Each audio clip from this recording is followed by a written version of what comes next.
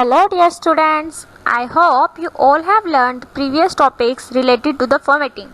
In this video, we will also do some options that are related to formatting. So, let's continue.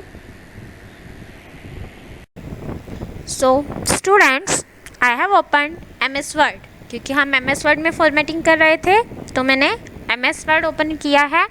Last time पे हम जो formatting कर रहे थे that we are doing with the text. हम text के colours में, font के स्टाइल में और फ़ॉन्ट के साइज़ में चेंज कर रहे थे. अब हम पेज के साथ क्या क्या कर सकते हैं वो देखते हैं. उसके लिए आप सबसे पहले कहाँ जाओगे?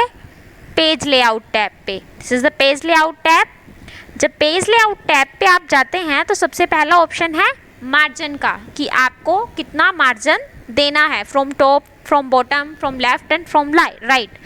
यहाँ पर आपको डिफरेंट ऑप्शंस मिलेंगे कि आप कितना कितना स्पेस छोड़ना चाहते हो. आप इसमें से कोई सा भी ऑप्शन सेलेक्ट कर सकते हो और उसी के अकॉर्डिंग स्पेस छूट जाएगा. लाइक अगर मैंने इस पे किया है तो आप यहाँ पर देखें, अभी कर्सर यहाँ पर है, you can see the cursor is here. अगर मैं इसको चेंज कर देती हूँ यहाँ पर, अब कर्सर आ गया है यहाँ. अगर मैं इस पे सेलेक्ट करती हूँ तो कर्सर पीछे चला गया है. तो यहाँ पर अलग अलग साइज़ दे रखे हैं जिसके अकॉर्डिंग हम मार्जिन्स को सेट कर सकते हैं. उसके बाद आता है ओरिएंटेशन. ओरिएंटेशन मीन्स हमारा पेज पोर्ट्रेट मोड में होगा या लैंडस्केप में. पोर्ट्रेट का मीन्स क्या है कि लेंथ ज़्यादा होगी एंड विड्थ कम होगी, और लैंडस्केप में क्या होगा? विड्थ ज़्यादा होगी एंड लेंथ कम होगी. As you can see paper की विड्थ बढ़ गई है और हाइट कम हो गई है. और जब मैंने इसको पोर्ट्रेट पे किया तो पेपर की लेंथ बड़ी हो गई है और विड्थ छोटी हो गई है. उसके बाद यहाँ पर हम पेपर का साइज़ चेंज कर सकते हैं कि हमें कौन से साइज़ का पेपर चाहिए. According to our need we can change. Like अगर मैंने ये वाला साइज़ चूज़ किया है तो आप देखेंगे कि पेपर की विड्थ उस साइज़ के अकॉर्डिंग बढ़ गई है और लेंथ भी बढ़ गई है. नॉर्मली हम A4 साइज़ के पेपर पर काम करते हैं, that is the journal printing paper. उसके बाद क्या आता है?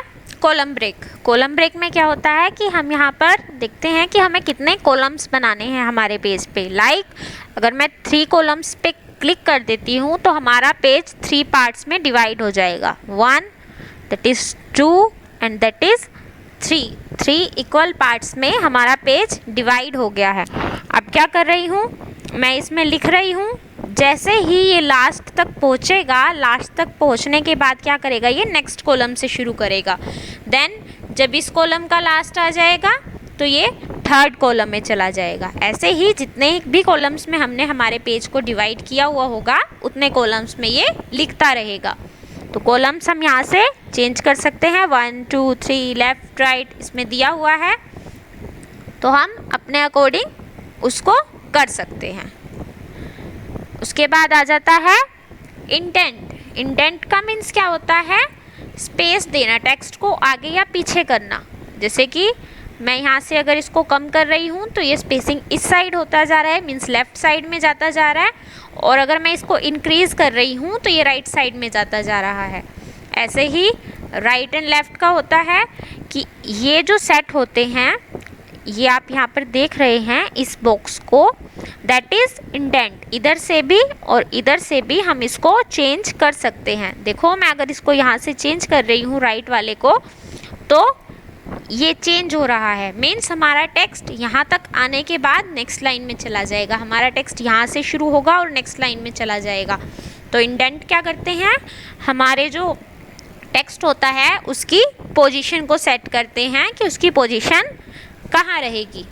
इसके बाद आप और क्या कर सकते हैं? पेज पर आप पेज पर इंसर्ट करवा सकते हैं पेज नंबर. लाइक मैं यहाँ पर आपको मैं इंसर्ट टैब पर लेकर आई हूँ. इंसर्ट टैब में जाने के बाद हम क्या करेंगे? पेज नंबर पर क्लिक करेंगे. अब पेज नंबर हमें कहाँ डालना है? Top of the page, bottom of the page. तो यहाँ से हम सेलेक्ट करेंगे कि हमें किस टाइप से डालना है. लाइक मैंने ऐसे क्लिक किया तो हमारे सबसे ऊपर पेज पे क्या आ गया?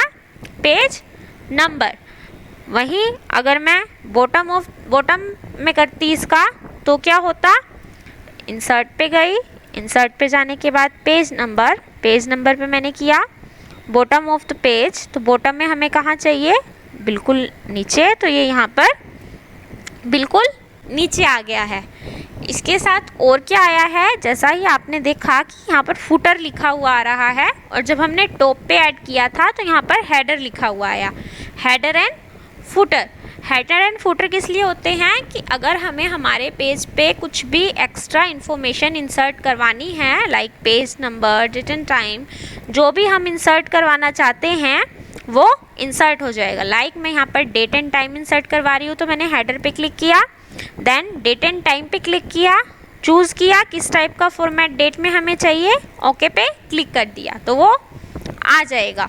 उसी तरह से हम क्या कर सकते हैं, कोई पिक्चर इंसर्ट करवा सकते हैं, या फिर डॉक्यूमेंट की इंफॉर्मेशन अगर हम कुछ देना चाहते हैं तो वो भी इंसर्ट करवा सकते हैं।